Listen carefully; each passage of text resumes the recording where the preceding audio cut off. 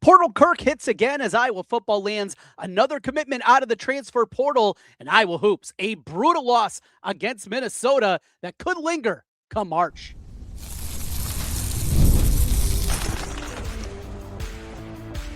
You are Locked On Hawkeyes, your daily podcast on the Iowa Hawkeyes. Part of the Locked On Podcast Network, your team every day.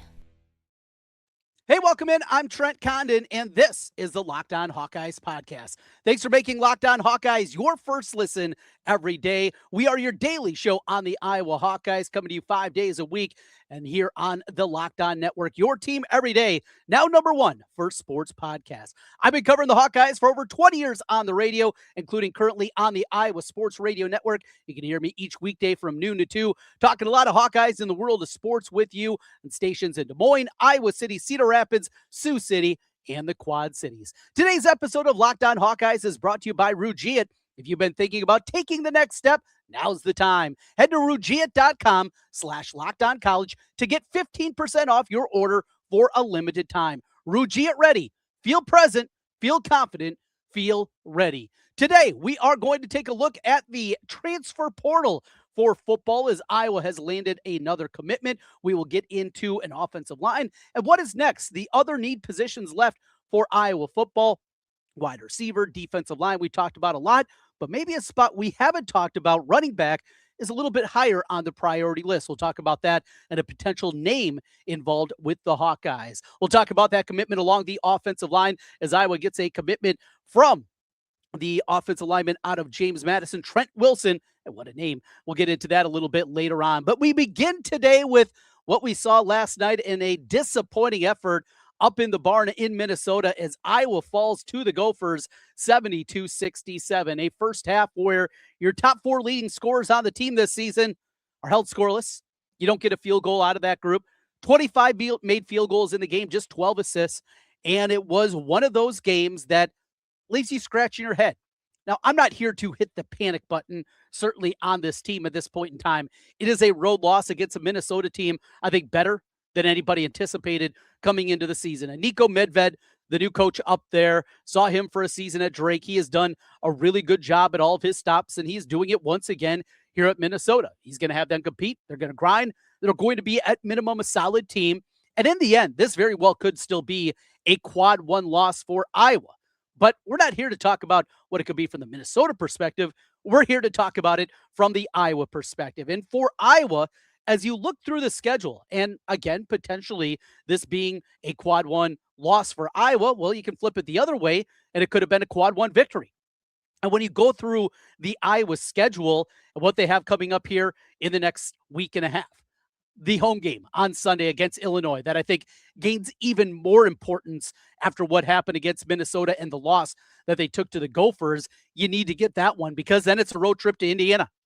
Iowa goes to both Purdue and Indiana the following week, and with it, an opportunity where suddenly this team goes from ranked 19th in the country, metrics have them a top 15 team, to suddenly you're looking around and kind of wondering what's happening with this team. And we're going back to the conversation, what's it going to take to be an NCAA tournament team instead of some of the heights we were talking about earlier? You know, when we went through and talked about this squad and what they had accomplished to this point in the year, the metrics really like them.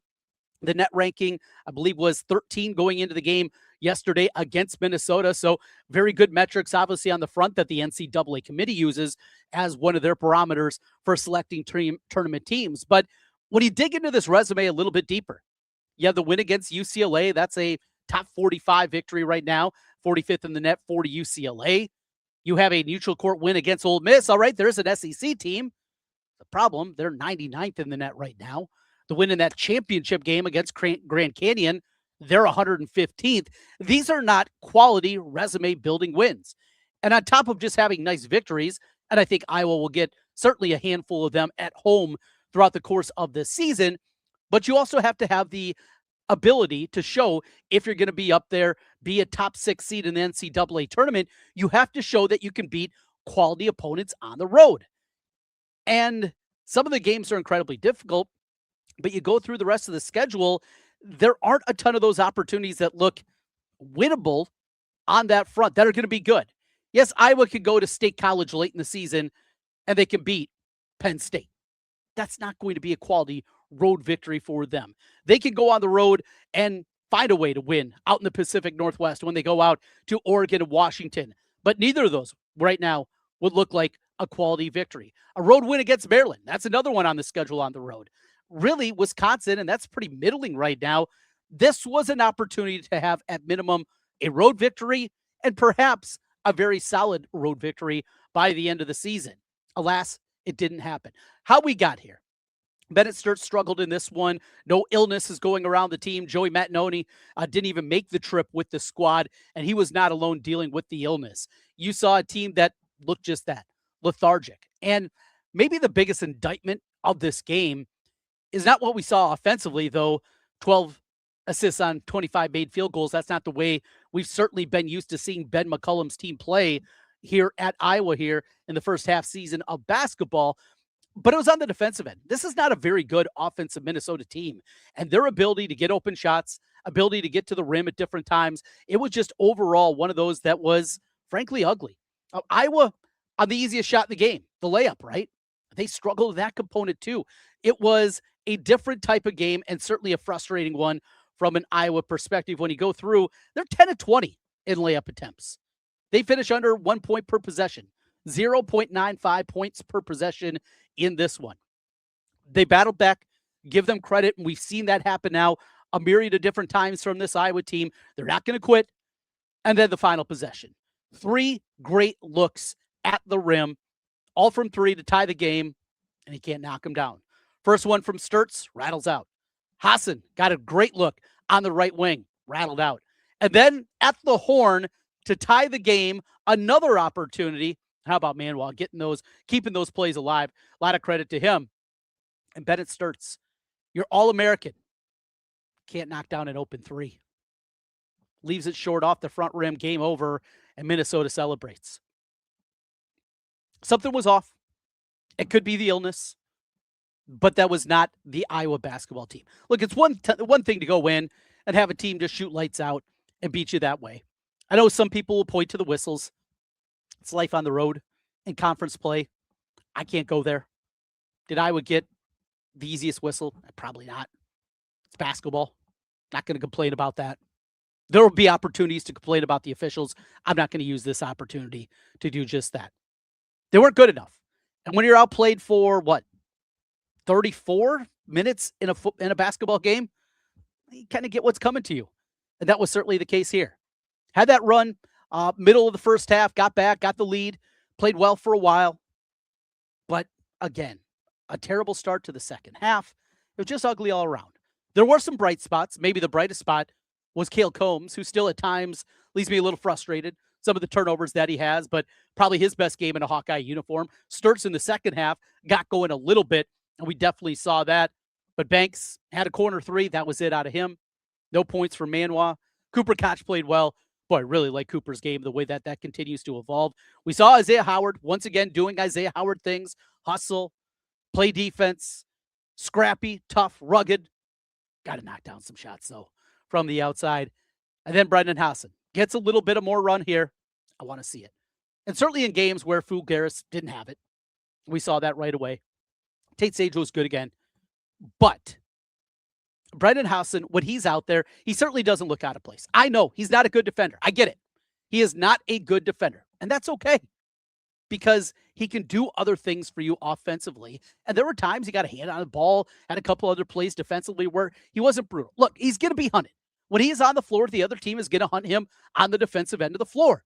But you negate that with what you can do offensively, his shooting, what he can do. Need to get more minutes, I believe, for Brendan Hassan. Bounce back. Get the win against Illinois. We'll talk about that a little bit more later in the week. Let's talk transfer portal. Let's get into football as we continue here. Locked On Hawkeyes, Iowa with another commitment, this one on the offensive line. And what are the biggest positions of need for Iowa football, as they have 5 commitments now? We'll talk about that as we continue.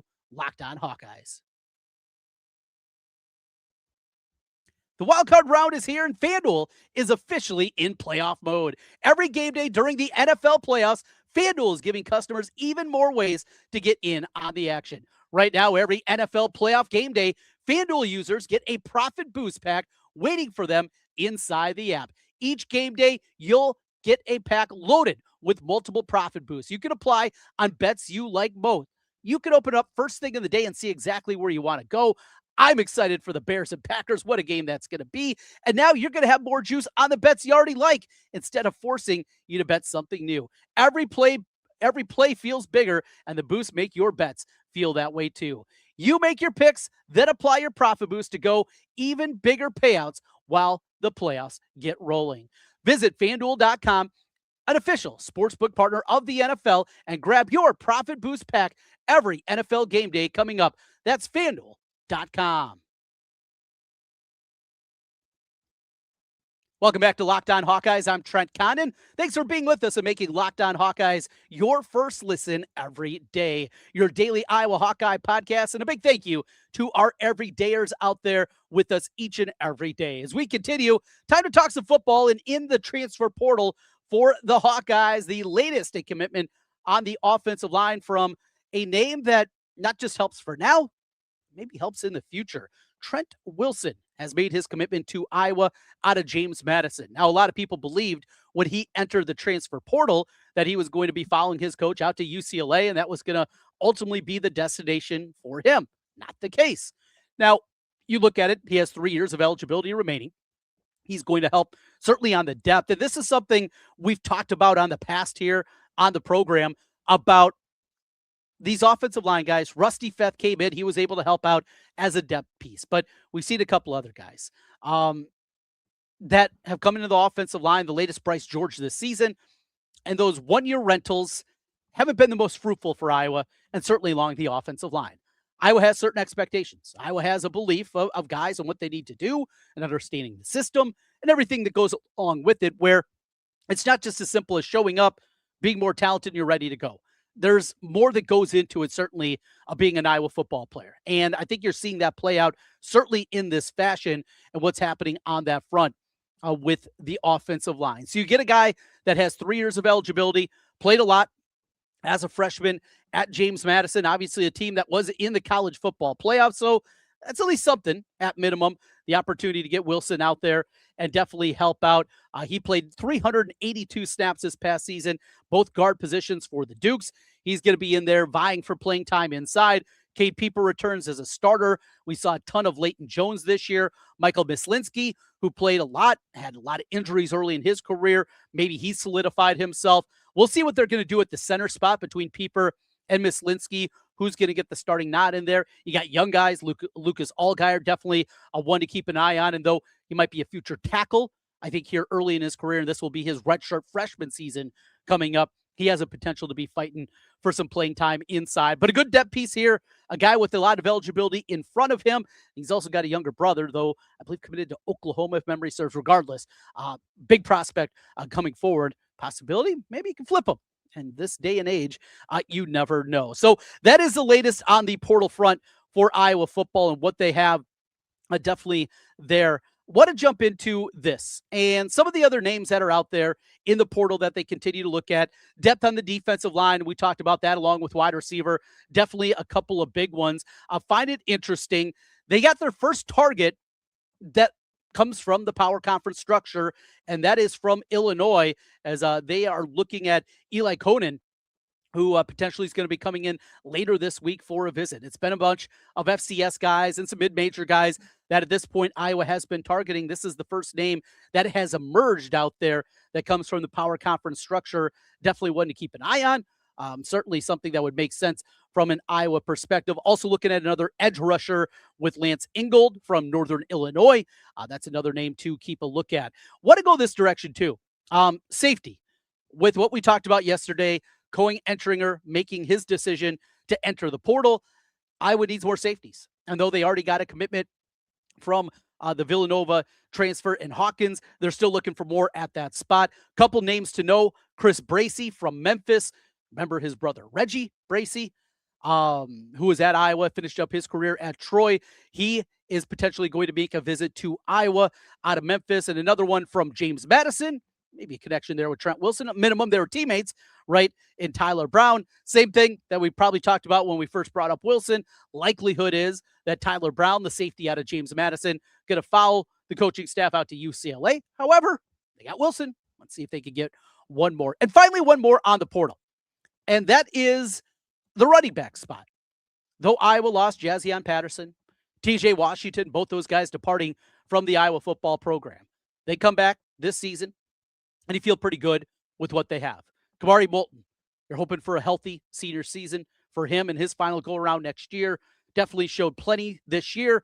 Want to see that extra gear out of him and think there can be more going forward out of him. Xavier Williams saw those spurts and that big body guy. Got to catch the ball in the goal line against Vanderbilt, but that aside, good, solid running back. What we saw to Nathan McNeil, the freshman, and still what they have coming with Dean, who moved over from defense. He helped out a running back on scout team. A lot of good reports coming in from him. A true freshman, Brevin Dahl, who's still fighting to stay healthy out there, but we know about the speed that Dahl certainly has in that aspect. They got some dudes out there. Braden Jackson, Fred Jackson's son, watched him play up at Ankeny Centennial, called a couple of his games when he was in high school and was just shocked that he was going to Iowa as a walk-on. This is a guy that I think had a lot of scholarship opportunities, or at least should have had scholarship opportunities that were out there. Hey, that is Iowa's gain, certainly, to get that guy as a walk-on. The depth is there, but they're looking at another running back, and that is L.J. Phillips, who comes in from South Dakota. And Phillips, really productive season. Is he a guy that they think could come in and start right away? Different type of back. Can he complement Moulton and the rest of that crew? Just one to keep an eye on, though, on that front. Running back, not a place that I thought was going to be big, but definitely a conversation piece. We continue Locked On Hawkeyes. Want to go back to basketball. Mentioned the importance of Illinois. That's coming up on Sunday, 11 o'clock tip-off on Carver-Hawkeye Arena. Bennett Stirtz had a quote, the preseason All-American for the Hawkeyes, that left me scratching my head. We'll talk about that when we come back. Locked On Hawkeyes. Let's talk about something most men don't want to bring up, but absolutely should. Stress from work, money, life, it doesn't just switch off at night. And when it shows up at the worst possible time, Rugiet Ready is designed to help you take back control. Rugiet Ready is a next-generation prescription treatment created to support both the brain and the body so you can feel present, confident, and ready when the moment matters. Rugiet Ready combines 3 clinically proven ingredients in 1 mint that dissolves under your tongue so it absorbs fast. The science behind Rugiet Ready stands out. 3 clinically proven ingredients in 1 formula designed for both mental and physical readiness. You connect with a board-certified doctor online and everything ships discreetly to your door. Most men are ready in about 15 minutes on average, so you can stay present, confident, and in control when the moment is right. If you've been thinking about taking the next step, now's the time. Head to Rugiet.com/LockedOnCollege. That's Rugiet, RUGIET.com/LockedOnCollege to get 15% off your order for a limited time. Rugiet Ready. Feel present, feel confident, feel ready. Trent Condon back with you one final time here on the Locked On Hawkeyes podcast. Thanks for making Locked On Hawkeyes your first listen every day. And a big thank you to our everydayers out there with us each and every day on your daily Iowa Hawkeye podcast. And if you're interested, we have the Everydayer Club available for you. You can get Locked On Hawkeyes ad-free, plus our members-only Discord access and a whole lot more. Head to lockedonhawkeyes.supercast.com to join the club. So I mentioned Bennett Stirtz had this quote after the game as he was talking to the media that was up in Minneapolis for this one. And after a loss, as Iowa goes to 0-3, this from Chad Leistokow of the Des Moines Register. Quote, "We just get so negative around each other when we're down, especially in road environments. We got to learn to stay positive even when things go wrong." That is a head scratcher. Could that be frustration after a loss? Maybe. But when you hear something like that, we get so negative around each other. That sounds some alarm bells to me. As we talked about at the top, it's not time to hit the panic button. It's not time to freak out. We're not going to lose our minds. However, that's just one to file away. That's one that you put in the back pocket and say, is there something else going on here? We'll see. Illinois, Iowa, a 1-point underdog according to the projected number from Ken Pomeroy and his analytics site. Yesterday before the Minnesota game, Iowa was a 1-point favorite in this one. So switched a little bit, flipped a little bit, but still, that is going to be a coin flip game. You get the win against the Illini. Definitely cures a lot of the ills that we saw in that tough loss to Minnesota last night. We'll be back with you tomorrow. We got Todd Brommelkamp's going to stop by, get his perspective on everything. Speaking of Iowa basketball, we got a little something extra also coming your way on Friday's program. Looking forward with an opportunity to talk with Iowa assistant coach Bryson Williams. He's going to join us on the Friday podcast. We got you covered on your daily Iowa Hawkeye podcast here, Locked On Hawkeyes. Once again, opportunity for you to jump aboard with us on Locked On Hawkeyes. You can follow me on Twitter at Trent Condon. You can also find the show account on Twitter at Locked On Iowa, and our Everydayer Club, an opportunity for you, ad-free episodes of this program, chance for you to support what we're doing here each and every day. You can get it ad-free, the Discord access, a lot of fun over there, a lot of great conversation and staying away from some of the negativity that's out there on social media. You can jump aboard with that at lockedonhawkeyes.supercast.com is where you can go and jump aboard with our Everydayer Club. We'll be back with you tomorrow. Looking forward to it. Looking forward to talking more Hawkeyes with you. Until then, go Hawks.